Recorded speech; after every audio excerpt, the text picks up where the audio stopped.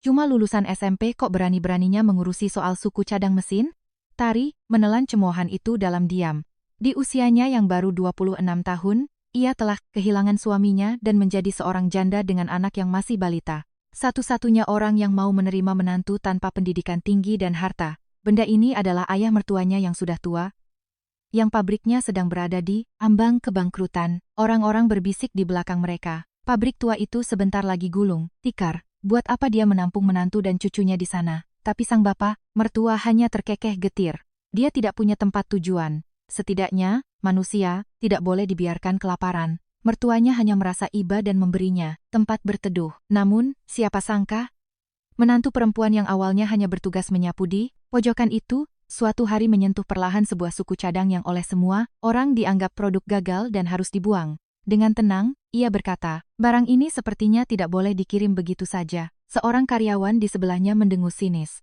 Lulusan SMP tahu apa soal mesin, kerjakan saja tugas bersih-bersihmu. Namun, ketika barang itu benar-benar diuji, perkataan menantu itu terbukti 100% akurat. Bagaimana kamu bisa tahu soal ini? Tatapan mata sang mertua, yang telah memakan asam garam dunia mesin bubut selama 30 tahun, seketika goyah. Siapa sebenarnya menantu perempuannya ini? Dari mana asalnya? Bagaimana seorang wanita yang katanya cuma tamatan SMP bisa menyadari kecacatan itu hanya dengan sekali raba? Identitas asli sang menantu bahkan tidak diketahui sama sekali oleh mertuanya sendiri. Sebelum kita memulai kisahnya, mohon tekan tombol subscribe dan like di bawah. Ini, dukungan kecil dari Anda adalah kekuatan besar bagi kami. Dan tolong, tinggalkan komentar, dari kota mana Anda mendengarkan kisah ini. Semoga keberkahan dan kehangatan senantiasa menyertai tempat Anda berada. Nah, mari kita mulai ceritanya. Sore itu, di awal musim kemarau. Di ujung sebuah gang kawasan industri tua di pinggiran Cikarang, tergantung sebuah papan nama usang, bengkel maju presisi. Papan yang telah bertahan selama 30 tahun itu catnya sudah mengelupas, huruf-hurufnya pun nyaris tak terbaca. Di depan gerbang itu, seorang wanita muda berdiri ragu cukup lama. Namanya Tari, usianya baru menginjak 26 tahun. Tari berkali-kali menatap secarik kertas di tangannya, lalu menatap papan nama. Itu bergantian. Itu adalah kertas yang ia temukan di dalam dompet suaminya setelah sang suami meninggal dunia. Alamat bengkel ini tertulis dengan tekanan pulpen yang kuat. Ia belum pernah sekalipun datang ke tempat ini. Katanya ini adalah tempat ayah mertuanya berada, tapi kawasan berdebu ini sepenuhnya asing bagi Tari. Di sisinya, Banyu, putranya yang baru berusia 3 tahun, merengek sambil menatap tembok kusam di sekelilingnya. Tari menggenggam erat tangan kecil anaknya dan menelan ludah. Bolehkah aku mengetuk pintu ini? Pertanyaan itu berputar-putar di kepalanya berkali-kali setiap harinya. Ada alasan pilu mengapa Tari baru datang mencarinya sekarang. 2 bulan lalu, suaminya meninggal dunia mendadak akibat kecelakaan di lokasi proyek konstruksi. Yang tersisa bagi istri muda ini hanyalah seorang anak balita dan tumpukan utang yang harus dilunasi. Tari mengurus pemakaman suaminya sendirian dan bertahan dengan menggigit bibir menahan tangis selama 2 bulan. Meski tak bisa tidur, karena teror tagihan kontrakan, ia enggan menengadahkan tangan meminta bantuan pada siapapun. Namun setelah bertahan mati-matian, ketika ia benar-benar tidak punya tempat lagi untuk berteduh, barulah ia teringat akan alamat ini. Semasa hidup, suaminya hampir tidak pernah membicarakan ayahnya, sampai-sampai Tari tidak tahu seperti apa wajah ayah mertuanya. Tapi apa daya, ia tidak mungkin membiarkan anak balitanya kelaparan. Tari mengumpulkan segenap keberanian dan meletakkan tangannya di atas pintu besi yang berkarat. Bersamaan dengan suara derit keras, pintu terbuka, dan aroma menyengat dari pelumas dan oli langsung menusuk hidungnya. Itu adalah aroma pekat serbuk besi dan mesin dari sebuah bengkel industri. Entah mengapa, aroma itu terasa tidak asing bagi Tari, tapi ia tak terlalu memikirkannya. Saat melangkah masuk, terlihatlah area bengkel yang luas namun kosong melompong. Tempat yang dulunya pasti dipenuhi deretan mesin yang sibuk, kini hanya menyisakan mesin-mesin mati yang berselimut debu tebal. Nyaris tak ada tanda-tanda kehangatan kehidupan manusia. Hanya di sudut paling dalam, sebuah mesin bubut manual yang sudah tua, menyala sendirian dengan suara berdengung. Pelan. Di depan suara mesin yang sepi itu, berdirilah seorang pria tua dengan punggung yang mulai membungkuk. Mendengar suara langkah kaki, pria tua itu perlahan menoleh. Ia adalah Pak Harun. Usianya 68 tahun. Kerutan dalam di wajahnya dan pakaian kerjanya yang bernoda oli tua menjadi saksi bisu jejak waktu yang mengendap di dirinya. Cari siapa? Tanya Pak Harun dengan nada ketus. Dalam suaranya tidak ada keramahan maupun rasa ingin tahu, melainkan hanya kewaspadaan terhadap orang asing. Dengan suara gemetar, Tari balik bertanya dengan hati-hati. Apa benar ini, dengan Bapak Harun? Mendengar itu, wajah pria tua itu seketika mengeras. Kamu salah tempat, Pak. Harun berkata demikian dan membalikkan badannya kembali ke arah mesin. Di tempat ini tidak ada menantu, tidak ada juga cucu. Perkataan itu terasa seperti tembok beton yang tebal dan dingin. Tari seketika kehilangan kata-kata. Ayah mertuanya bilang ia tidak punya menantu dan cucu, bagaimana ini bisa terjadi? Faktanya, Pak Harun sudah lama memutuskan hubungan dengan putra semata. Wayangnya, putranya tidak pernah memberitahu ayahnya saat ia menikah, maupun saat ia memiliki anak. Oleh karena itu, ia sama sekali tidak tahu bahwa wanita yang berdiri di depannya ini adalah menantunya, dan balita di sebelahnya adalah cucu kandungnya. Tari menggigit bibirnya dan dengan suara bergetar, ia memaksakan diri mengeluarkan kenyataan pahit itu. Dia sudah pergi 2 bulan yang lalu, Pak. Kecelakaan. Begitu kata-kata itu terucap, tangan pria tua yang sedang mengoperasikan mesin itu berhenti seketika. Hanya suara dengung mesin yang tersisa di bengkel yang kosong itu. Pak Harun tidak mengatakan sepatah kata pun. Ia hanya berdiri, mematung dengan punggung yang menegang untuk waktu yang sangat lama. Meski itu adalah putra yang ia benci dan ia hindari, namun mendengar kabar kepergian darah dagingnya, bahu bungkuk pria tua itu tampak bergetar hebat. Sesuatu yang telah lama ia tahan selama ini runtuh dalam diam di balik punggungnya. Setelah keheningan yang menyesakkan, Tari yang lebih dulu membuka suara. Kami tidak punya tempat tujuan lagi. Saya bersedia menyapu, mencuci piring, atau melakukan apa saja. Suaranya bergetar, tapi tidak patah. Bapak tidak perlu memberi saya gaji. Saya hanya butuh 1 kamar kecil agar anak ini bisa tidur. Tari tidak datang untuk mengemis, ia datang menawarkan tenaganya untuk bekerja. Di wajahnya terpancar harga diri yang bercampur dengan keputusasaan.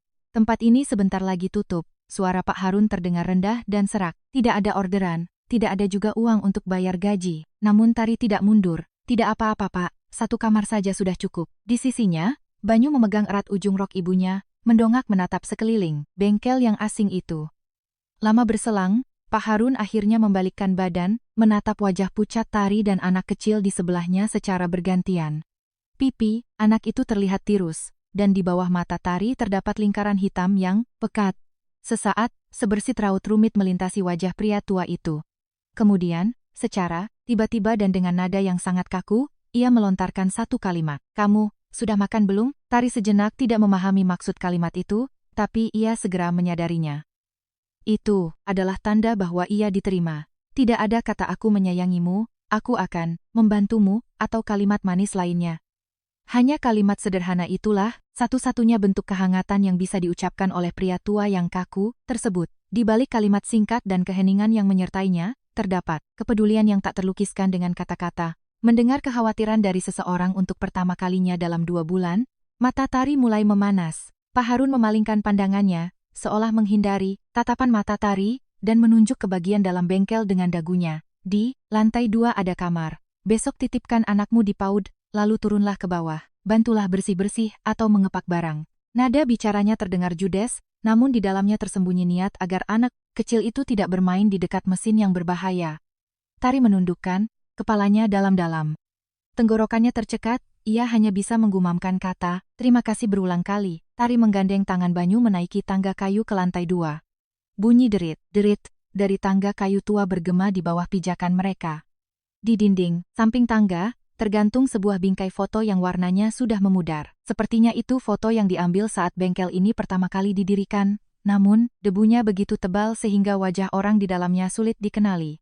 Dalam foto yang buram itu, 2 pemuda berdiri berdampingan sambil tersenyum cerah. Tapi Tari tidak memperhatikannya dan terus berjalan naik. Ia belum tahu siapa orang yang ada di dalam foto itu. Kamar di lantai 2 adalah ruang tinggal yang sudah lama kosong. Usang, tapi cukup bersih. Saat malam semakin larut, Banyu tertidur pulas dengan napas teratur di pelukan ibunya. Tari menatap langit-langit kamar yang asing itu. Sejak kehilangan suaminya, ia tak ingat kapan terakhir kali ia bisa meluruskan kakinya untuk tidur dengan tenang seperti ini. Rasa lega.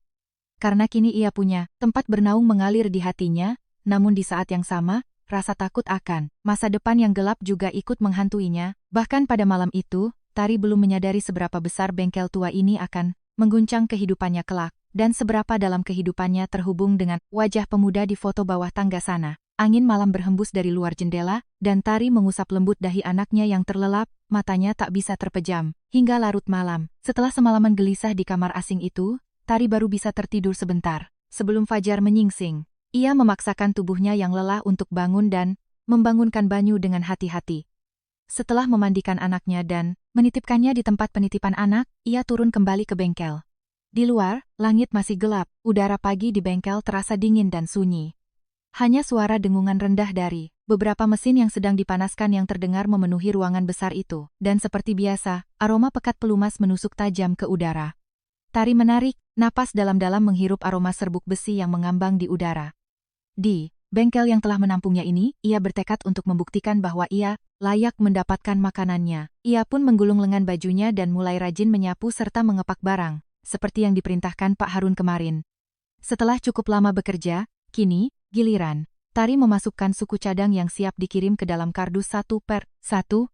Namun, saat ia tanpa sadar memegang sebuah suku cadang, tangannya tiba-tiba berhenti. Ada sensasi aneh yang mengganjal di tangannya saat menyentuh barang itu. Tari perlahan mengusap permukaan suku cadang yang mengkilap itu dengan ujung jarinya. Lalu ia mengetuknya pelan dengan kuku jarinya. Tuk, tuk. Ia mendengarkan suaranya dengan saksama. Suara yang seharusnya nyaring dan jernih, itu terdengar sedikit tumpul. Jika dilihat dengan mata telanjang, barang itu tampak sempurna, sama seperti suku cadang lainnya. Tapi ujung jari Tari, yang sudah bertahun-tahun terbiasa menyentuh logam, merasakan sesuatu yang tidak bisa dilihat oleh mata. Ini ada yang salah.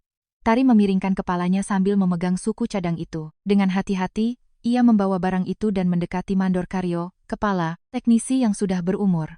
Pak Mandor, sepertinya barang ini tidak boleh dikirim begitu saja.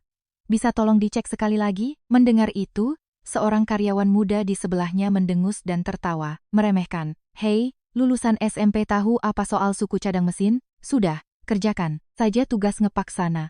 Beberapa karyawan lain ikut terkekeh. Wajah Tari sedikit memerah, namun ia tidak marah, juga tidak ciut dan mundur. Tari justru mencengkeram suku cadang itu, dengan tenang dan berkata lagi dengan nada rendah, tolong, sekali saja, tolong, cek sekali ini saja. Mandor Karyo menghela napas merasa terganggu, tapi dengan enggan ia mengambil alat ukur mikrometer. Namun, ekspresi wajah Mandor Karyo perlahan menjadi kaku saat mengukur suku cadang itu. Jarum alat ukurnya menunjukkan bahwa barang itu jauh dari standar normal. Astaga, ini benar-benar di bawah standar, gumam Mandor Karyo dengan nada tak percaya. Kalau sampai dikirim, kita bisa kena masalah besar. Jika suku cadang cacat seperti ini masuk ke dalam mesin industri berskala besar, kecelakaan fatal bisa terjadi dan membahayakan nyawa orang. Mandor Karyo menoleh ke arah Tari dengan mata terbelalak. Kamu, bagaimana kamu bisa tahu? Padahal, dilihat pakai mata saja kelihatannya bagus. Bagaimana kamu bisa? Tari hanya tersenyum tipis dalam diam. Mendengar keributan di area itu, Pak Harun perlahan berjalan mendekat. Ia menatap Tari dan suku cadang cacat itu bergantian, lalu melontarkan beberapa pertanyaan secara teknis. Ia bertanya tentang jenis baja apa yang mungkin digunakan, seberapa tinggi panas yang timbul saat proses pemotongan, dan bagaimana sudut pemolesan akhirnya. Tari menjawab setiap pertanyaan dengan lancar tanpa hambatan, persis seperti orang yang sudah puluhan tahun ahli di bidang itu. Pak Harun terdiam, menatap menantu mudanya itu dengan pandangan kosong. Dari mana dia belajar semua ini? Batin Pak Harun terkejut, namun ia tidak menunjukkannya di wajah. Ia hanya berdeham pelan, lalu berkata dengan ketus, mulai besok, kamu tidak usah bersih-bersih lagi. Bantu Mandor Karyo di bagian quality control. Itu bukan rasa kasihan, melainkan posisi yang didapatkan Tari murni karena keahliannya. Sambil berlalu, Pak Harun bertanya seakan sambil lalu. Tapi, bagaimana kamu bisa benar-benar tahu cacatnya? Tanpa berpikir panjang, Tari menjawab jujur. Barang itu harus jujur, Pak. Kalau kita menipu, pada akhirnya nyawa orang yang jadi taruhannya. Begitu kata-kata itu selesai diucapkan, wajah Pak Harun membeku. Barang itu harus jujur. Kalimat itu adalah kalimat yang selalu diucapkan oleh seseorang. 20 tahun yang lalu, mata Pak Harun bergetar hebat. Namun Tari sama sekali tidak menyadarinya. Ia hanya berbalik dan kembali melanjutkan pekerjaannya. Malam harinya, setelah semua karyawan pulang, Pak Harun sendirian di bengkel yang kosong. Dalam kegelapan, ia duduk sambil menghisap rokok kreteknya cukup lama. Kalimat sang menantu, barang itu harus jujur, terus terngiang di telinganya. Wajah seseorang di masa lalu yang selama ini ia lupakan atau lebih Tepatnya mati-matian berusaha ia lupakan kini terus muncul dari balik kegelapan. Pak Harun menghembuskan asap rokok panjang-panjang diiringi helaan napas berat. Asap itu memudar lemah di langit-langit bengkel yang sepi. Pada saat yang sama, di kamar lantai 2, Tari sedang duduk tenang di samping Banyu yang tertidur. Tari perlahan membuka bungkusan kain usang yang ia simpan, rapi di sudut ruangan. Dari dalamnya, ia mengeluarkan sebuah balok besi seukuran, telapak tangan dan meletakkannya di atas pangkuan. Itu adalah barang peninggalan, terakhir ayahnya sebelum meninggal. Ini adalah karya terbaik yang pernah Bapak buat, kata ayahnya saat menaruh potongan besi ini ke tangan Tari. Tari membalik balok itu dengan penuh kasih sayang. Di bagian bawahnya, terdapat ukiran huruf yang dipahat sendiri oleh ayahnya. Tulisannya berbunyi, "Jujur." Tari mengusap ukiran kasar itu perlahan untuk waktu yang lama. Sambil meraba balok besi tersebut, ia tiba-tiba teringat aroma oli pekat yang ia cium di bengkel pagi tadi. Aroma yang tajam dan berat itu entah mengapa begitu persis, dengan aroma yang selalu menempel di tangan ayahnya semasa kecil. Hidungnya terasa perih, aroma bengkel ini. Persis seperti aroma Bapak, gumam Tari sendirian, namun, kemudian ia menggelengkan kepalanya. Ah, tidak. Semua bau bengkel kan memang mirip. Ia berusaha menenangkan hatinya, namun entah kenapa salah satu sudut, hatinya terus berdenyut nyeri. Pikirannya menyangkal, namun tubuhnya seolah mengingat sesuatu. Melihat balok besi itu, kenangan masa kecil melintas di mata Tari. Karena keluarganya sangat miskin, Tari tidak bisa melanjutkan sekolah ke jenjang SMA. Sebagai gantinya, sejak usia 15 tahun, ia tumbuh dengan memotong besi di bengkel kecil milik ayahnya. Ayahnya dengan telaten memegang tangannya dan mengajarkan segalanya dari nol. Pegang seperti ini, kurangi tenaga di bagian sini. Dengarkan suaranya. Begitulah 10 tahun berlalu, ia menghabiskan waktunya menempa logam di sisi sang ayah. Orang lain mungkin meremehkannya dan menyebutnya cuma lulusan SMP, tapi bagi Tari, 10 tahun itu adalah sekolah dan ayahnya adalah guru besarnya. Namun, ayah yang begitu penyayang itu akhirnya meninggal dunia karena sakit 3 tahun lalu. Memeluk balok besi itu, rasa rindu Tari pada ayahnya membuncah. Namun, ada satu hal yang terus mengganjal di hati Tari sejak lama. Anehnya, ayahnya tidak pernah mau menceritakan tentang pabrik tempatnya bekerja di masa lalu. Ia hanya pernah bilang, "Bapak dulu kerja di pabrik besar, lalu keluar dan buka bengkel sendiri." Hanya kalimat singkat itu. Di pabrik mana, dan kenapa ia berhenti? Ayahnya tidak pernah membocorkan sepatah kata pun hingga ia menghembuskan napas terakhirnya. Dulu, Tari hanya mengira ayahnya punya alasan pribadi yang tak bisa diceritakan, dan ia tidak terlalu memikirkannya. Cerita rahasia apa yang disembunyikan sang ayah, Tari saat itu sama sekali tidak bisa menebaknya. Malam pun berlalu. Keesokan paginya, di depan bengkel yang sepi, sebuah sedan hitam mengkilap berhenti perlahan. Pintu terbuka, dan seorang pria berpakaian jas rapi turun dengan gaya angkuh. Pria itu memindai papan nama bengkel maju, presisi yang usang dan bangunan yang nyaris kosong dari atas ke bawah. Namun, tatapannya bukanlah tatapan seorang pelanggan yang datang untuk membeli barang. Tatapan matanya dingin, layaknya orang yang sedang menaksir nilai dari sebuah barang rongsokan. Angin apa yang membawa pria ini ke bengkel tua yang sepi ini? Pria itu langsung membuka pintu ruang kantor dan melangkah masuk. Ia adalah manajer pembelian dari PT Mega Karya, sebuah perusahaan manufaktur raksasa. Orang-orang memanggilnya Manajer Dimas. Manajer Dimas melihat sekeliling bengkel yang nyaris mati itu, lalu tersenyum tipis dan menyindir pelan. "Wah, di tempat seperti ini masih membubut barang satu-satu pakai tangan?"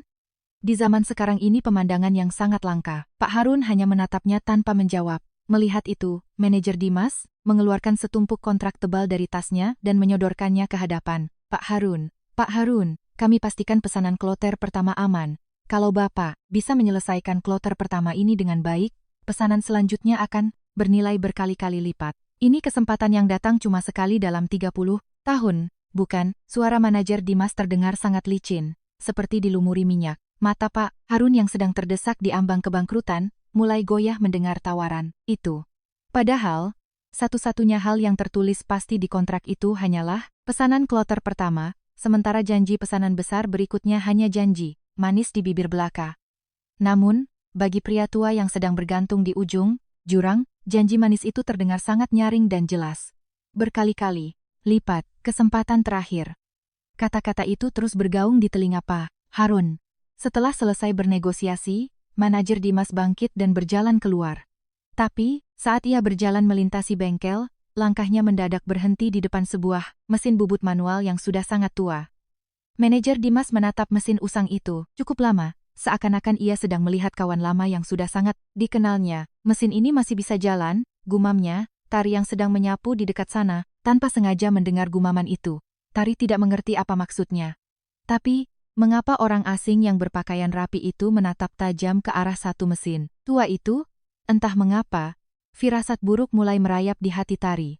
Tanpa sadar, Tari menggenggam gagang sapunya erat-erat. Keluar dari bengkel, manajer Dimas masuk ke dalam sedan hitamnya. Begitu duduk di kursi kemudi, ia langsung menelepon seseorang. "Halo, Pak." "Ya, benar. Ini, pabrik yang dulu membuat suku cadang itu," ucapnya. Hanya satu kalimat itu yang ia sampaikan, lalu ia menambahkan, "Semuanya akan segera saya bereskan." Ia langsung menutup telepon. Ada nada kebanggaan dan kelicikan yang tersirat dalam suaranya. Siapa yang ia telepon dan apa niat aslinya datang ke bengkel tua ini? Belum ada satu orang pun di dunia ini yang tahu. Sedan hitam itu melaju pergi dengan tenang. Bengkel yang tertinggal di belakangnya tidak tahu apa-apa, dan hanya mengeluarkan suara dengungan mesin yang rendah seperti biasanya. Di saat yang sama, Banyu yang baru pulang dari PAUD, sedang menatap Pak Harun, lekat-lekat dari balik pintu kaca kantor.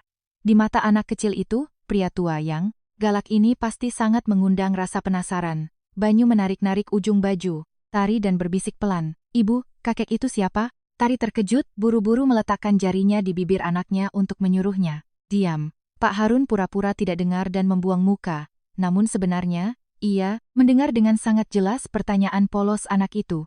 "Kakek itu." Satu kata, itu perlahan mengetuk pintu hati Pak Harun yang telah lama membeku. Hari itu pekerjaan sangat banyak, Tari dan Mandor Karyo harus lembur sampai larut malam. Saat malam semakin larut, Tari menoleh ke arah meja kerja Mandor Karyo. Pria tua itu tertidur dengan posisi menelungkup di atas meja, belum makan malam sama sekali. Wajahnya terlihat sangat pucat dan kelelahan karena seharian belum makan. Melihat itu, Tari merasa iba. Ia teringat akan masa lalunya. Dengan diam-diam, Tari mengambil kotak bekal berisi jatah makan malamnya sendiri, lalu meletakkannya dengan pelan di samping Mandor Karyo. Tanpa mengharapkan ucapan terima kasih, Tari kembali ke tempatnya. Memberi makan orang yang lapar adalah sifat alami Tari yang tak bisa ia bendung. Tak lama kemudian, Mandor Karyo terbangun, matanya mengerjap melihat kotak bekal yang masih hangat di sebelahnya.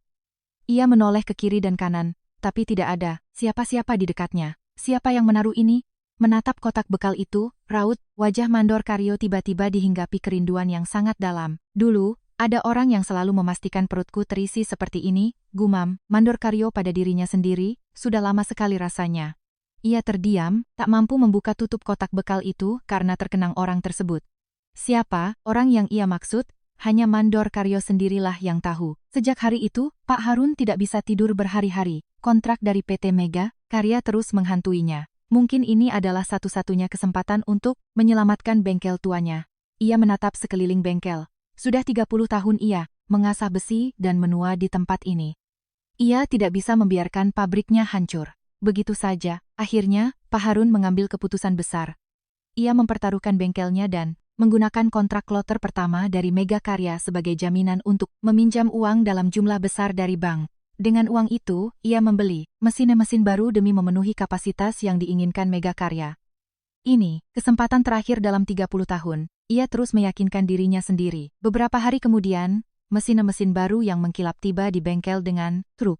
Bengkel yang tadinya nyaris mati kembali sibuk, Tari, Mandor Karyo, dan beberapa karyawan yang tersisa bekerja siang dan malam mati-matian, hingga akhirnya pesanan kloter pertama dari Mega Karya berhasil mereka selesaikan tepat waktu. Selesai, akhirnya kita punya jalan keluar. Semua orang menarik napas lega. Namun, tepat pada saat itu, sebuah panggilan masuk dari Mega Karya. "Mohon maaf, Pak Harun. Pesanan kloter selanjutnya terpaksa kami batalkan karena ada perubahan kebijakan dari manajemen kami." Begitu mendengar kalimat itu, wajah Pak Harun seketika pucat pasi. "Loh, bukannya kalian janji akan memberikan pesanan selanjutnya?" teriak Pak Harun, panik. Namun jawaban dari seberang sana sedingin es. Di dalam kontrak secara tertulis hanya disebutkan tentang kloter pertama, sehingga ia tidak punya landasan hukum untuk menuntut mereka. Alih-alih meraup untung dari kloter pertama, kini Pak Harun hanya ditinggalkan dengan utang bank menggunung akibat membeli mesin-mesin baru. jebakan mengerikan, yang bersembunyi di balik janji manis itu kini menampakkan taringnya. Malam itu, di kantor PT Megakarya, manajer Dimas duduk sendirian. Ia mengeluarkan sebuah map usang dari laci paling bawah. Map itu berisi dokumen tua, yang usianya sudah lebih dari 20 tahun, dengan kertas yang mulai menguning. Di sampulnya, tertulis samar-samar nama, Bengkel Maju Presisi, manajer Dimas. Membalik halaman demi halaman sambil tersenyum licik.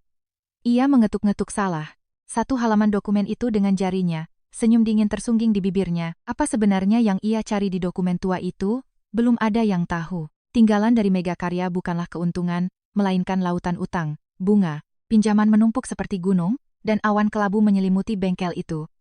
Meski begitu, demi mempertahankan pesanan-pesanan kecil yang tersisa, Tari dan Mandor Karyo tetap bekerja keras sejak subuh. Tapi hati mereka sangat berat. Suatu hari, Mandor Karyo menyatakan beberapa suku cadang sebagai barang gagal dan membuangnya ke dalam kotak rongsokan. Tari segera menghampiri dan menahan tangan pria itu. Pak Mandor, tolong jangan dibuang. Mandor Karyo menatap Tari keheranan. Tari memungut salah satu barang itu, memeriksanya dari segala sisi, dan berkata, kalau bagian finishingnya kita perbaiki sedikit lagi, barang ini masih bisa dipakai. Mandor Karyo tampak tidak percaya, bisa diselamatkan? Ini sudah divonis gagal? Mana mungkin bisa? Bagi Karyo yang sudah bekerja lebih dari 20 tahun, gagasan menyelamatkan produk gagal terdengar tidak masuk akal. Namun Tari tidak mendebat. Ia hanya membawa suku cadang itu dan duduk diam di depan mesin bubut manual yang tua. Dengan tangannya yang sudah sangat terlatih, ia mulai menghaluskan dan mengasah bagian akhir dari suku cadang itu dengan sangat pelan dan teliti. Bukan menggunakan mata, tapi dengan perasaan di ujung jarinya, ia memperbaiki kemiringan yang melenceng walau hanya setebal sehelai rambut. Gerakannya begitu elegan dan presisi, membuat Mandor Karyo tanpa sadar menahan napas saat memperhatikannya. Beberapa saat kemudian, Tari menyerahkan suku cadang itu. Dengan ragu, Mandor Karyo menggunakan alat ukur, dan keajaiban terjadi, jarum ukur berada persis di angka standar yang ditetapkan. Suku cadang yang tadinya dibuang kini kembali, sempurna di tangan Tari. Mata Mandor Karyo membulat. Tanganmu ini luar biasa sekali. Dari mana kamu belajar keahlian seperti ini? Tari berhenti sejenak, lalu menjawab singkat, dari kecil saya bantu pekerjaan. Bapak. Itu saja. Tari tidak mengatakan apa-apa lagi. Mandor Karyo pun merasa tidak enak untuk bertanya lebih lanjut dan hanya mengangguk. Faktanya, Tari sendiri bahkan tidak bermimpi betapa dalam hubungan ayahnya dengan pabrik ini di masa lalu. Baginya, ayahnya hanyalah sosok penyayang yang mengajarkannya cara memotong besi. Kabar tentang keahlian Tari terdengar oleh Pak Harun. Beberapa hari kemudian, Pak Harun memanggilnya. Mulai besok, kamu pegang bagian finishing akhir, ucap Pak Harun dengan wajah datarnya seperti biasa. Sentuhan terakhir tidak bisa dilakukan sembarang orang. Dengan demikian, Tari naik dari posisi QC ke tahap finishing. Suku cadang biasanya dibentuk awal dengan mesin otomatis, lalu finishing terakhirnya membutuhkan sentuhan akurat dari tangan manusia. Sehebat apapun mesin baru, sentuhan presisi terakhir manusia tak bisa digantikan. Dan mesin finishing itu adalah mesin bubut tua yang dulu ditatap lekat-lekat oleh manajer Dimas. Sayangnya, kondisi bengkel tak kunjung membaik, bahkan semakin memburuk.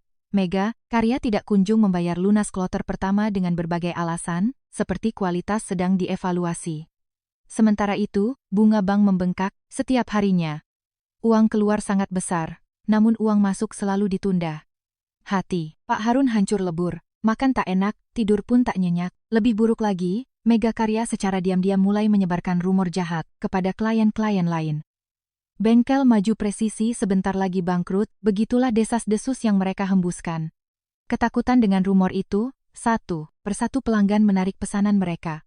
Pak Harun yang panik segera menelepon klien-klien tersebut untuk melayangkan protes, tapi jawaban mereka semua sama, dinginnya. Pak Harun merasa seperti sedang berteriak di depan tembok tebal. Perangkap Megakarya perlahan mencekik leher pabrik itu tanpa suara. Ketika bengkel sudah benar-benar di ujung tanduk, manajer Dimas kembali datang. Dengan wajah penuh kemenangan, Pak Harun, saya bicara jujur saja. Kalau Bapak sampai bangkrut, pabrik ini akan disita dan harganya hancur. Lebih baik jual saja pabrik ini secara penuh ke kami. Tawaran yang bagus, kan? Dimas akhirnya mengutarakan niat aslinya untuk mengambil alih bengkel akuisisi. Mendengar itu, amarah Pak Harun meledak. Tapi di hadapan utang yang menggunung dan hilangnya pelanggan, ia tak bisa membalas dengan kata-kata. Ia hanya bisa mengepalkan tangannya kuat-kuat menahan emosi. Malam harinya, Pak Harun tak bisa memejamkan mata. Di atas mejanya, tergeletak surat peringatan dari bank bersisian dengan proposal akuisisi dari Mega Karya. Hati Pak Harun tercabik-cabik. Bengkel yang ia bangun dengan darah dan keringat selama 30 tahun harus jatuh ke tangan orang lain, terlebih lagi ke tangan perusahaan serakah seperti Mega Karya. Beban itu menekan pundaknya yang sudah renta tanpa ampun. Di sisi lain, malam itu Tari juga kesulitan tidur. Ia melangkah keluar dari kamar dan menatap bengkel yang sepi dalam kegelapan. Mesin yang mati, meja kerja yang kosong, dan punggung bungkuk Pak Harun yang duduk sendirian di kantor. Pemandangan sunyi itu mengingatkan Tari pada suku cadang gagal yang berhasil ia selamatkan siang tadi. Barang rusak saja bisa aku perbaiki. Batin, Tari, apakah pabrik ini benar-benar tidak bisa diselamatkan? Pemikiran kecil itu menyala seperti bara api di sudut hatinya. Beberapa hari kemudian, Pak Harun menyuruh Tari membereskan gudang belakang. Gudang itu dipenuhi debu karena bertahun-tahun tidak disentuh. Saat Tari mengeluarkan kardus-kardus usang dan barang rongsokan, ia menemukan setumpuk dokumen tua yang kertasnya sudah menguning di bagian terdalam gudang. Tari membolak-baliknya tanpa berpikir panjang. Itu adalah buku besar transaksi dan cetak biru blueprint kuno. Namun, saat membuka halaman pertama salah satu dokumen tua, tangan Tari tiba-tiba berhenti. Matanya menangkap sesuatu. Keheningan yang dingin tiba-tiba menyelimuti gudang berdebu itu. Apa yang dilihat Tari dalam kertas usang itu, hingga tangannya membeku, dengan tangan gemetar, ia meneliti dokumen tua itu. Dokumen itu mencatat kejadian 20 tahun yang lalu di bengkel ini. Sebuah laporan kecelakaan produksi, besar cacat produk, di mana seluruh kesalahan dan tanggung jawab ditimpakan pada satu orang teknisi yang akhirnya dipecat dan diusir dari pabrik dalam semalam. Tari tanpa sadar menelan ludahnya yang terasa kering. Ia membaca baris demi baris dokumen itu. Entah mengapa, ia merasa kejadian itu memiliki kaitan erat dengan dirinya. Hatinya terasa dingin. Dan di bagian paling bawah dokumen itu, tertulis jelas nama penanggung jawab penyelesaian kasus tersebut. Sebuah nama, yang awalnya terasa asing, namun Tari tak bisa mengalihkan pandangannya. Tari mengerutkan kening. Nama ini, di mana aku pernah melihatnya? Setelah berpikir keras, tiba-tiba bulu kuduknya berdiri. Kontrak Mega Karya. Ya, itu adalah nama manajer Dimas.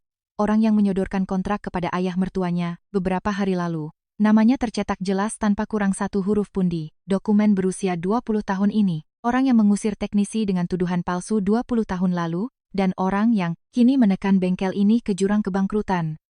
Ternyata adalah orang yang sama.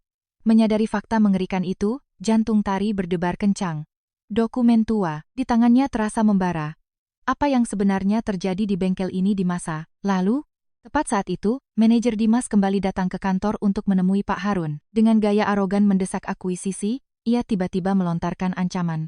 Pak Harun, mau bertahan sampai kapan? 20 tahun lalu juga Bapak akhirnya menuruti kata-kata kami, kan? Dulu maupun sekarang, ujungnya sudah pasti sama. Mendengar kalimat itu, wajah Pak Harun pucat bagai kertas. Tangan pria tua itu bergetar hebat. Rahasia kelam yang ia kubur dalam-dalam selama 20 tahun, tiba-tiba dibongkar dengan satu kalimat tajam. Apa yang sebenarnya terjadi pada pria tua ini 2 dekade yang lalu? Manajer Dimas tersenyum dingin menatap Pak Harun yang ketakutan. Pak Harun tak mampu menjawab apa-apa. Keheningan itu menjelaskan segalanya. Tekanan dari Dimas tidak berhenti di sana. Ia semakin terang-terangan, menyebarkan rumor kepada klien lain. Bengkel Maju Presisi sudah pasti akan diambil alih Mega Karya. Klien yang ketakutan pun akhirnya menarik semua sisa pesanan mereka. Bengkel Maju Presisi kini benar-benar terisolasi layaknya pulau terpencil. Tak ada telepon masuk, tak ada pelanggan yang datang. Yang tersisa hanyalah segelintir karyawan dan tumpukan utang yang tak terlunasi. Hati Tari semakin berat melihatnya. Beberapa hari kemudian, manajer Dimas datang lagi membawa kontrak akuisisi. Ia melempar kontrak itu ke meja Pak Harun dengan wajah penuh percaya diri. Bapak, tahu kan, proses finishing di bengkel ini pakai tangan manusia. Tapi emangnya, itu hal yang hebat?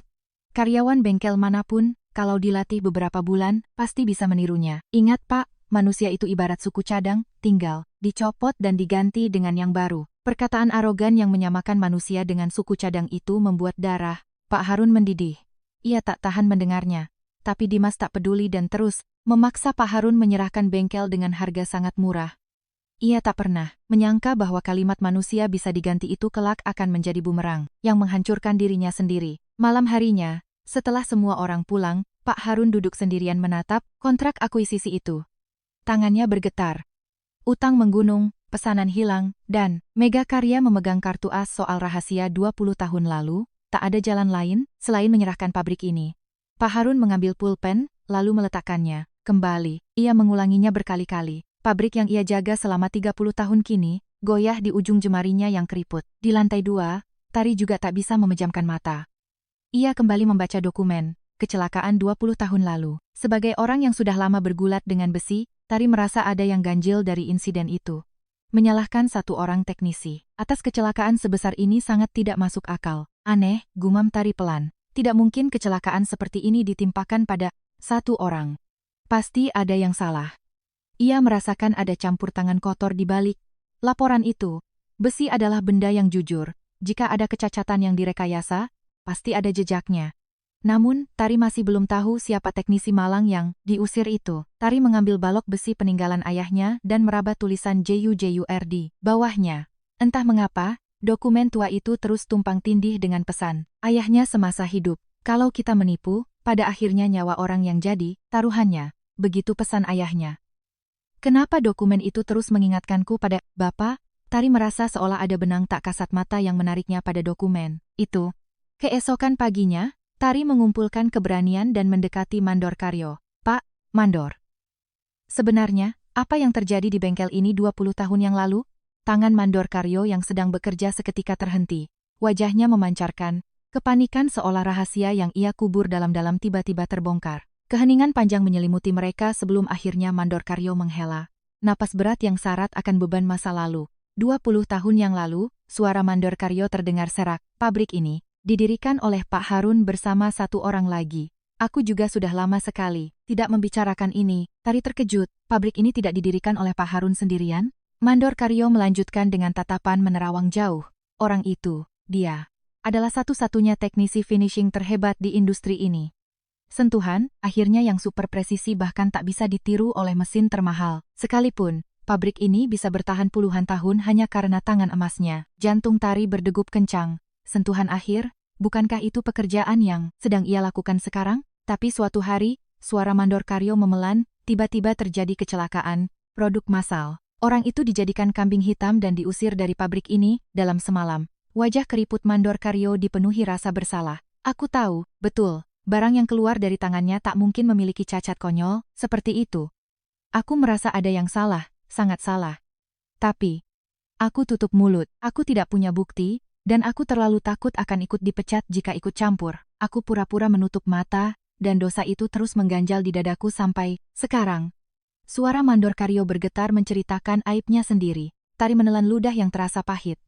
Di mana orang yang difitnah itu sekarang? Mandor Karyo tersenyum getir. Orang itu sangat baik hati. Waktu aku baru masuk kerja, dia selalu memperhatikanku. Kalimat yang selalu keluar dari mulutnya adalah, "Kamu sudah makan belum? Makan dulu sana baru kerja." Orang yang sangat hangat. Seketika, jantung Tari seakan merosot ke perut. "Kamu sudah makan belum?" Itu adalah kalimat yang sama persis dengan yang diucapkan ayah mertuanya saat pertama kali menerimanya di bengkel ini. Mengapa dua orang itu bisa mengucapkan kalimat yang sama? Firasat mengerikan merayap di punggung Tari. Dengan bibir gemetar, Tari bertanya lirih, "Pak Mandor, siapa nama orang itu?" Mandor Karyo menyebutkan nama orang tersebut dengan suara pelan. Dan tepat pada saat itu, suku cadang yang dipegang Tari terlepas dan jatuh berdebum ke lantai. Nama yang baru saja diucapkan Mandor Karyo adalah nama ayah kandung Tari yang telah meninggal 3 tahun lalu, Bapak Dharma. Dunia seakan runtuh di atas kepala Tari. Tenaganya terkuras habis, dan ia nyaris jatuh terduduk di lantai. Pabrik ini didirikan oleh ayahnya, pabrik masa lalu yang tak pernah diceritakan ayahnya hingga ajal menjemput, ternyata adalah pabrik ini. Tari berdiri mematung. Mandor Karyo yang kaget melihat wajah Tari, yang pucat pasi bertanya cemas, tapi Tari berkilah bahwa ia tak apa-apa. Di kepalanya, kejadian beberapa malam lalu terlintas, saat ia memberikan kotak bekal kepada Mandor Karyo yang tertidur kelaparan. Itu adalah hal yang persis, sama dengan yang dilakukan ayahnya di masa lalu. Buah jatuh tidak jauh dari pohonnya, Tari mewarisi kehangatan hati ayahnya tanpa disadari. Fakta itu semakin mencekik dada Tari. Ayahnya masih hidup melalui ujung jari dan kebaikan hati putrinya. Kini Tari mengerti semuanya. Alasan ayahnya bungkam soal masa lalunya hingga akhir hayat. Luka yang begitu dalam karena difitnah dan diusir, tak ingin ia wariskan kepada putri satu-satunya. Demi melindungi Tari dari rasa sakit, sang ayah menelan kepahitan itu sendirian seumur hidup. Bapak tidak cerita apa-apa karena tidak mau aku menanggung beban ini, batin, Tari. Air mata panas menggenang di pelupuk matanya. Ia menekan tangisnya sekuat tenaga. Seperti tersihir, Tari berjalan perlahan menuju tangga lantai 2. Ia berhenti di depan bingkai foto berdebu yang dulu ia abaikan. Dengan tangan gemetar, ia menggunakan lengan bajunya untuk mengusap kaca yang tertutup debu 20 tahun itu. Begitu kotorannya hilang, wajah-wajah dalam foto itu terlihat jelas. Napas Tari tercekat. Pemuda yang tersenyum sangat cerah di dalam foto itu tidak lain adalah ayahnya sendiri. Dan orang yang berdiri berdampingan dengannya, tertawa hangat, seperti saudara, adalah Pak Harun saat masih muda. Foto usang itu telah menyimpan kebenaran dalam bisu selama 2 dekade. Tari mengusap wajah muda ayahnya dari balik kaca yang dingin. Seluruh teka-teki kini terjawab. Ia telah kembali ke bengkel yang didirikan ayahnya, kali ini sebagai menantu dari sahabat yang mengkhianatinya. Dan suku cadang kuno yang terus diincar Megakarya. Ternyata adalah warisan keahlian ayahnya. Semua ini bukanlah kebetulan. Tari jatuh terduduk di lantai. Kebenaran yang terlalu masif ini menghantamnya, bagai gelombang tsunami. Ia hanya merindukan mendiang ayahnya. Kenapa aku baru tahu sekarang, Pak? Pertanyaan di kepala Tari kini mengerucut menjadi satu keputusan besar yang harus ia ambil. Malam itu, Tari memeluk balok besi peninggalan ayahnya dan tak bisa memejamkan mata. Pikirannya kacau balau. Bolehkah ia membeberkan fakta ini di depan ayah mertuanya? Ia merasa takut. 2 sahabat dalam foto yang tersenyum begitu bahagia. Apa yang sebenarnya terjadi dalam kurun waktu 20 tahun itu? Hingga ayahnya terusir dan mertuanya tertinggal sendirian menanggung utang. Keesokan paginya, setelah semalaman bimbang, Tari membulatkan tekad. Ia akan mengonfrontasi mertuanya dengan kebenaran ini. Dengan langkah berat, ia membuka pintu kantor dan melihat punggung Pak Harun yang rapuh. Pria tua itu sudah memegang stempel, bersiap menandatangani surat kebangkrutan sekaligus penyerahan aset ke Megakarya. Ia tak sanggup lagi bertahan, jantung Tari mencelos. Jika stempel itu dicap, pabrik ayahnya akan jatuh ke tangan musuh selamanya. Tanpa berkata apa-apa, Tari melangkah maju dan meletakkan balok besi kecil itu di atas meja Pak Harun. Itu adalah benda peninggalan terakhir ayahnya. Alih-alih menjelaskan dengan kata-kata, Tari membiarkan besi itu yang berbicara. Melihat balok besi di mejanya, tangan Pak Harun seketika kaku. Tangan keriput yang memegang stempel itu bergetar hebat. Ia menatap balok itu dengan tak percaya. Dari mana? Dari mana kamu dapat barang ini? Suara Pak Harun pecah. Tentu saja ia langsung mengenalinya. Itu adalah prototipe suku cadang yang diciptakan oleh tangan sahabatnya 20 tahun lalu. Benda yang merepresentasikan kejujuran dan dedikasi. Tulisan JUJUR di bagian bawah balok itu seolah menusuk matanya. Dengan tenang, namun bergetar, Tari menjawab lirih, ini peninggalan bapak saya. Mendengar kalimat singkat itu, Pak Harun terhuyung ke belakang dan jatuh, terduduk di kursinya. Menantu muda di hadapannya ini adalah putri kandung dari sahabat yang ia buang 20 tahun lalu. Pak Harun merasa lantai yang dipijaknya runtuh dan dunianya terbalik. Bagaimana bisa putri orang itu menjadi menantunya dan kembali ke tempat ini? Pikiran Pak Harun kosong. Rasa bersalah yang teramat sangat menyergapnya, hingga ia sulit bernapas. Pak Harun menutupi wajahnya dengan kedua tangan. Apakah kau benar-benar putrinya Dharma? Lalu, dengan muka apa aku membiarkanmu memanggilku Bapak, mertua? Kalimat itu bukan berisi amarah, melainkan penyesalan dan rasa berdosa yang tak tertanggungkan. Ia merasa tidak layak sedikit pun untuk menatap wajah Tari. Tari menelan ludah dan bertahan dalam keheningan yang menyesakan itu. Ia tahu, rahasia kelam akan segera terungkap. Akhirnya, dengan suara gemetar, Pak Harun mengakui segalanya. 20 tahun lalu, Megakarya mengancamku dengan sangat kejam, ucap Pak Harun sambil menangis. Jika aku tidak menjadikan Dharma sebagai tersangka tunggal atas cacat produksi itu, mereka akan memutus semua kontrak dan menuntut ganti rugi yang akan menghancurkan pabrik ini. Demi menyelamatkan pabrik, demi memberi makan para karyawan. Aku menggunakan alasan konyol itu untuk menutup mata dan membiarkan nama sahabatku tertulis sebagai kambing hitam. Sahabat yang sudah bersamaku melewati suka dan duka. Aku sendiri yang mendorongnya ke jurang.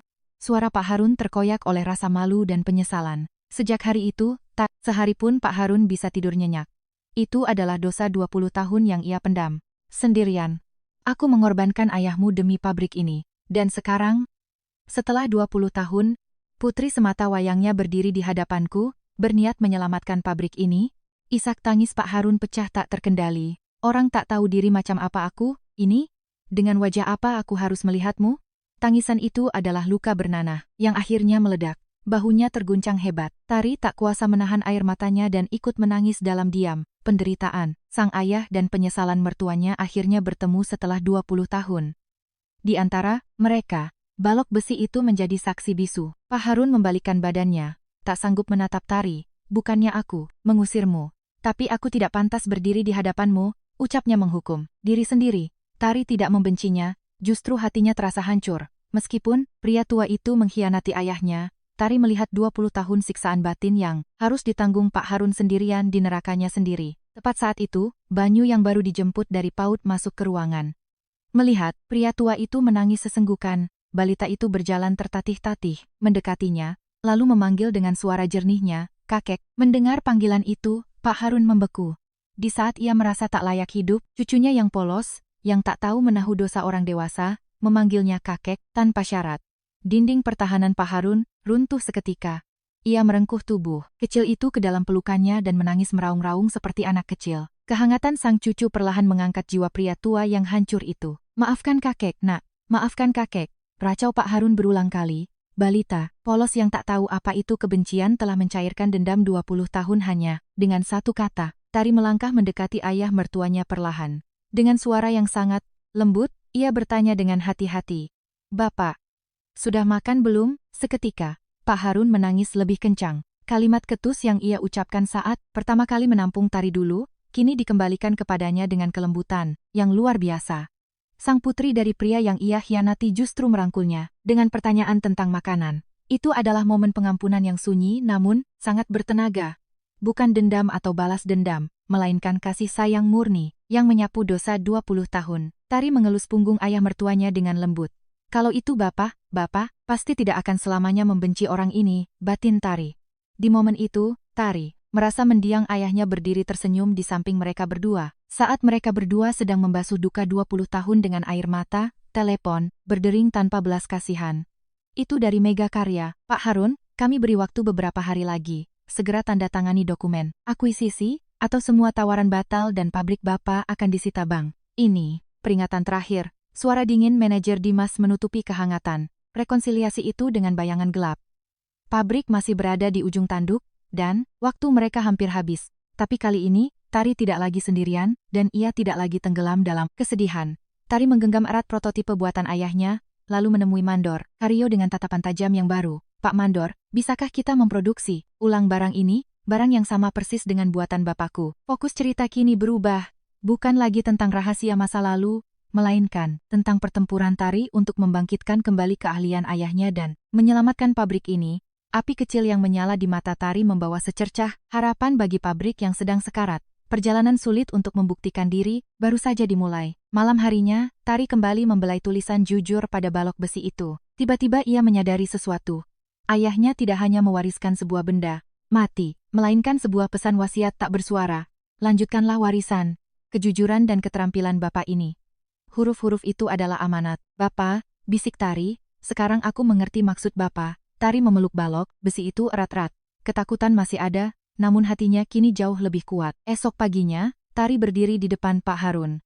"Pak, saya ingin membangkitkan kembali pabrik ini, pabrik yang didirikan oleh Bapak saya, dengan tangan saya sendiri.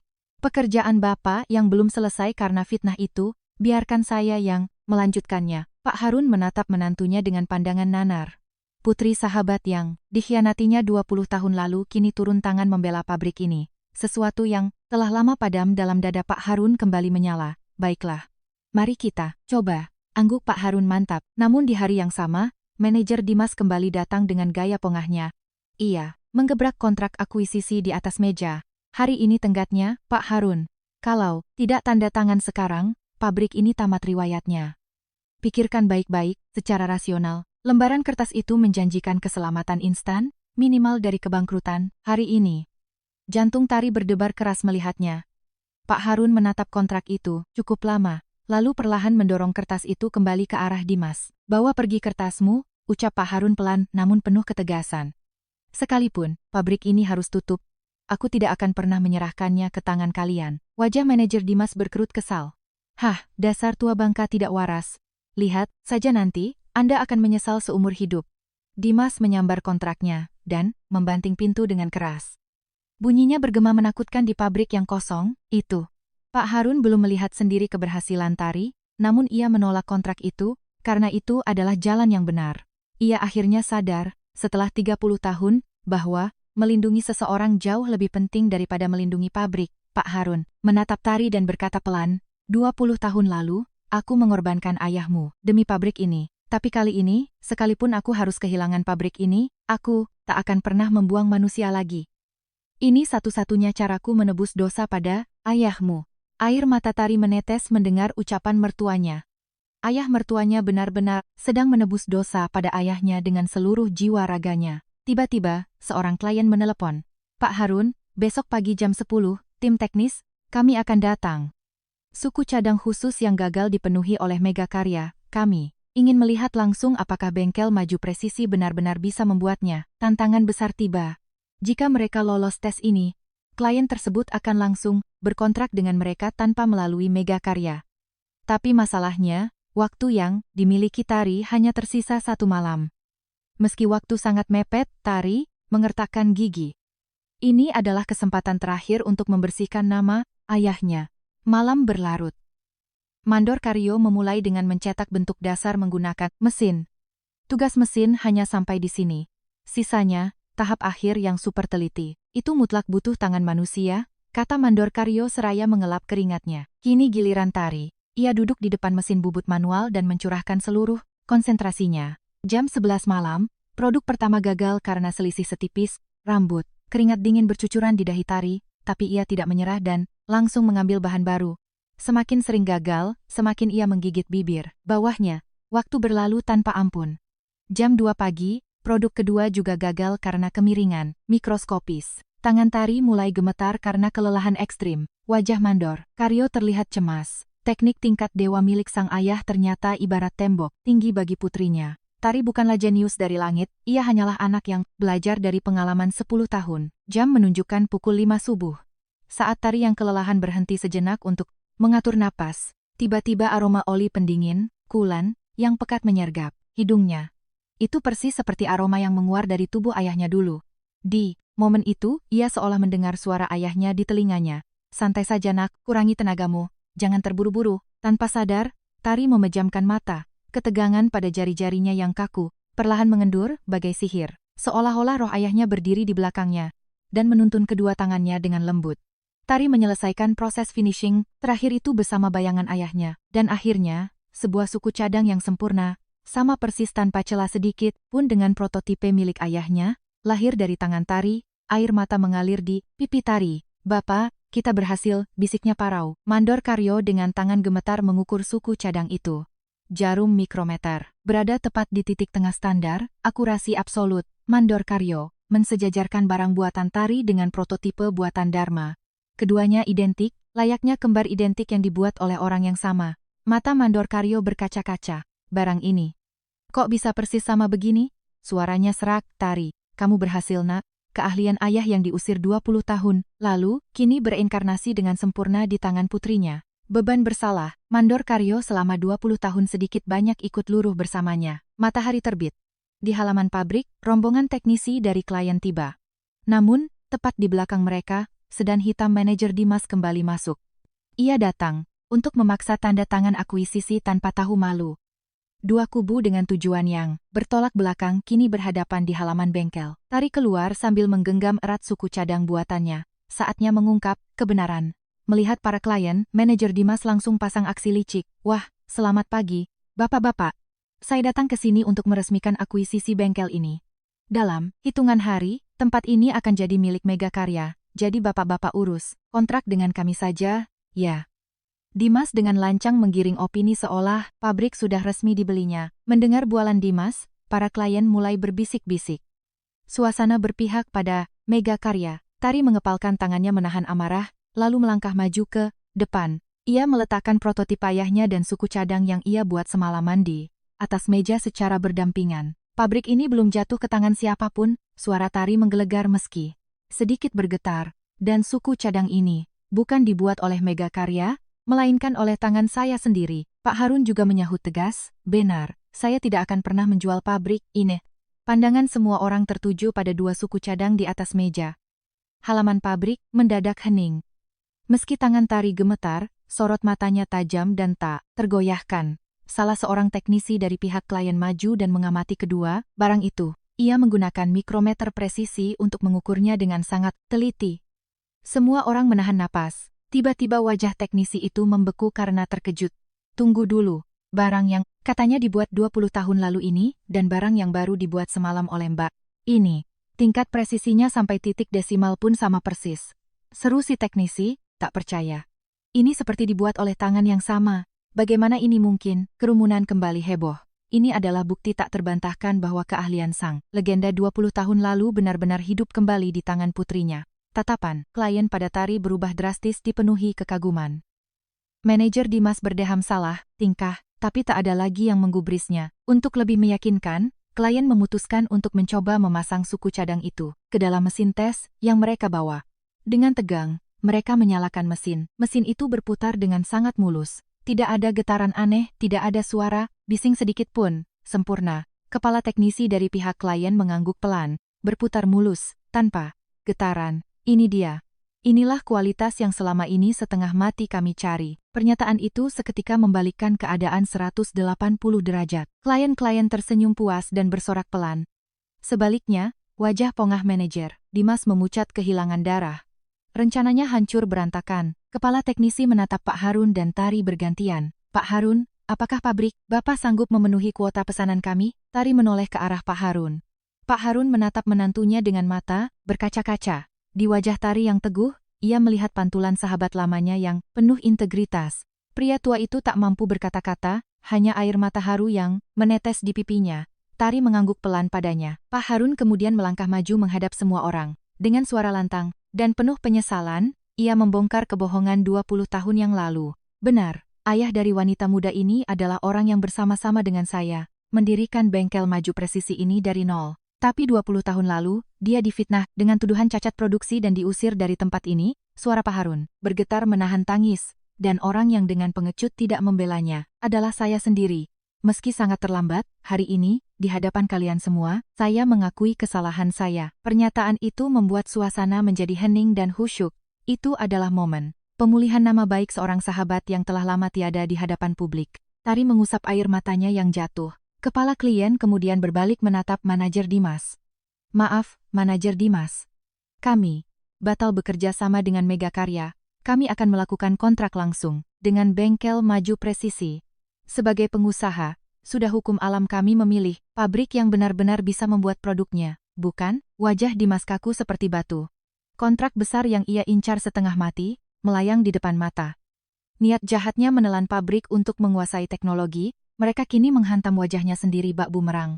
Ia tak bisa membantah, karena semua pihak sudah berbalik melawannya. Mandor Karyo menghela napas panjang, merasa sangat lega. Dimas yang terpojok tiba-tiba mendekati Tari, dan dengan canggung menyodorkan kartu namanya. Mbak Tari, bagaimana kalau Mbak bergabung dengan Mega Karya saja? Kami akan memberikan gaji 10 kali lipat dari tempat rongsokan. Ini. Pria yang tadinya menganggap manusia seperti suku cadang yang mudah diganti, kini justru mengemis pada satu orang manusia yang ia remehkan. Tari menatap kartu nama itu dengan dingin, lalu menggeleng pelan. Anda dulu bilang, manusia bisa diganti seenaknya layaknya suku cadang, ucap Tari pelan namun tajam. Saya akan tetap di sini, di tempat yang dibangun ayah saya. Ia membuktikan bahwa ada hal di dunia ini yang tidak bisa dibeli dengan uang. Kartu nama itu bergetar di tangan Dimas. Tari menatap tajam langsung ke mata Dimas. Dokumen 20 tahun lalu yang menjebak ayah saya dengan tuduhan palsu. Penanggung jawab di dokumen itu adalah Anda, kan? Dan sekarang, nama di kontrak akuisisi ini juga adalah Anda. Dimas tersentak kaget dan kehilangan kata-kata. Tari memberikan pukulan. Terakhirnya, Anda tidak seharusnya meremehkan manusia, seolah mereka cuma barang. Rongsokan, manajer Dimas tak berkutik. Alih-alih berteriak kasar, tamparan fakta yang disajikan Tari di hadapan banyak orang adalah hukuman yang paling elegan dan mematikan. Dimas yang menanggung malu luar biasa akhirnya kabur dari tempat itu, bak anjing dikejar ketakutan. Setelah insiden hari itu, kabar menyebar cepat di kalangan industri.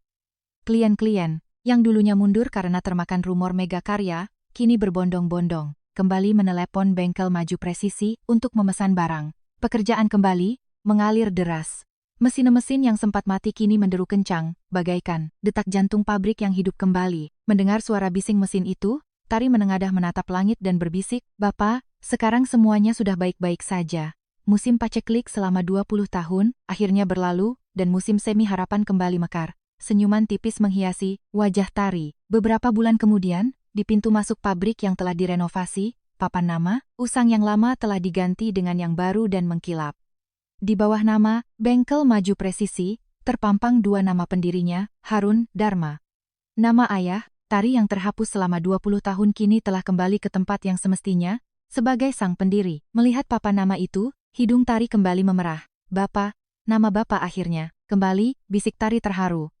Ia yakin ayahnya di surga pasti sedang tersenyum, cerah melihatnya. Tari mengelus papan nama itu dengan penuh kehangatan, seolah sedang membelai wajah ayahnya. Beberapa hari kemudian, Pak Harun mengumpulkan semua karyawan dan para klien di halaman. Di hadapan mereka, Pak Harun kembali menundukkan kepala dalam-dalam. 20 tahun lalu, karena keserakahan saya membuang orang yang tak bersalah dari pabrik ini. Saya sangat malu, suaranya bergetar. Tari kembali meneteskan air mata. Meski sangat terlambat, hari ini saya memohon maaf yang sebesar-besarnya kepada mendiang Dharma dan putri tunggalnya. Pengakuan dosa secara terbuka itu membebaskan Pak Harun dari beban 20 tahun. Bahunya kini tampak lebih rileks dan damai. Tari menatap mertuanya tanpa ada sedikit pun sisa dendam di hatinya. Lalu, bagaimana nasib manajer Dimas yang licik, karena gegabah ingin mencaplok pabrik orang, dan justru menyebabkan perusahaannya kehilangan kontrak besar? Manajemen Megakarya memintanya pertanggungjawaban. Dimas diam-diam dipaksa mengundurkan diri dan ditendang dari perusahaan. Pria yang menganggap bawahan, seperti suku cadang, akhirnya dicopot dan dibuang layaknya onderdil rusak. Karma, sungguh tak pernah salah alamat. Malam harinya, Tari dan Pak Harun duduk berhadapan sambil minum teh. "Bapak," ucap Tari pelan.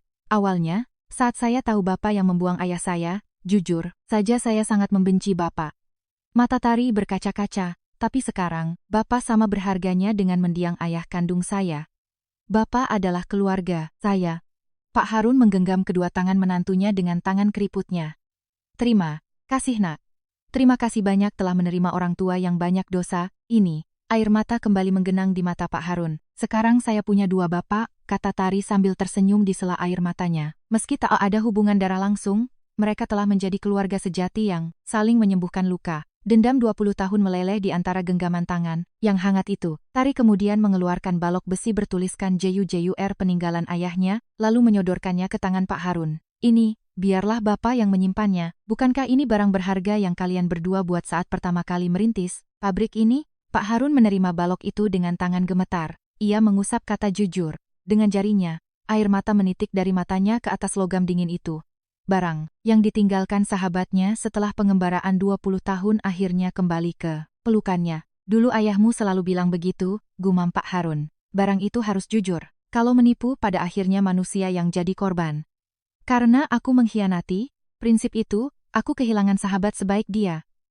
Pak Harun mengukir dalam-dalam. Makna kata tersebut di hatinya. Kejujuran bukan sekadar tentang benda mati, melainkan fondasi dalam memperlakukan manusia. Musim kembali berganti. Suatu hari, seorang pemuda dengan wajah kelelahan dan kebingungan datang ke bengkel mencari pekerjaan. Persis seperti kondisi Tari saat pertama kali datang dulu. Tari menerimanya dengan hangat bak keluarga sendiri. Beberapa hari kemudian, saat pemuda itu tertidur kelelahan di meja kerjanya, karena lembur, Tari diam-diam meletakkan kotak bekal miliknya di dekat pemuda itu. Persis seperti yang ia lakukan pada Mandor Karyo dulu, tanpa banyak bicara. Ini bukanlah hal yang diajarkan siapapun, melainkan kebaikan alami yang mengalir di nadinya.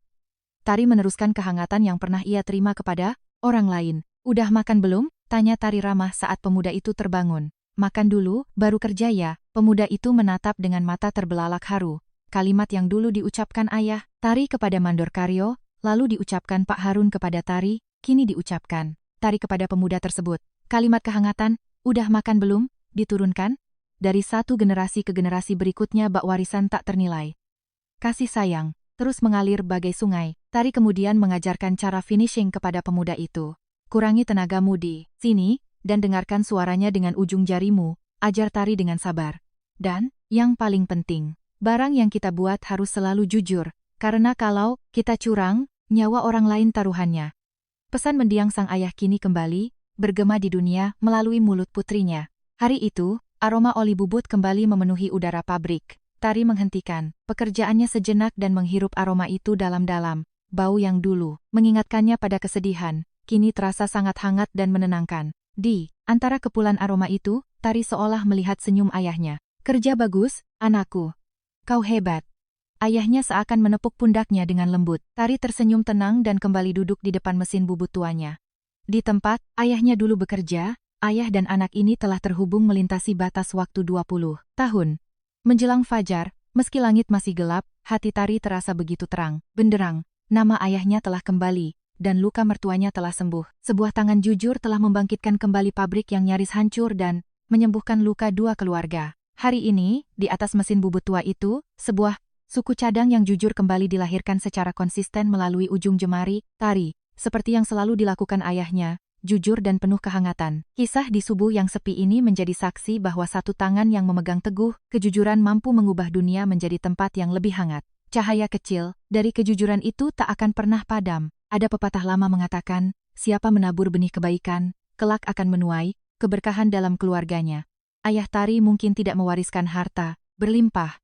Ia hanya hidup jujur menciptakan barang dan memberi makan orang yang kelaparan. Namun, tindakan-tindakan kecil itu berinkarnasi dan menyelamatkan putrinya puluhan tahun kemudian. Keajaiban yang menyelamatkan pabrik ini bukan turun dari langit, melainkan benih kejujuran dan kasih sayang sang ayah yang akhirnya mekar berbuah keberkahan. Terkadang di dunia ini, menjadi orang jujur terasa merugikan dan menjadi orang baik dianggap bodoh. Namun, hanya dengan menanyakan kamu sudah makan belum?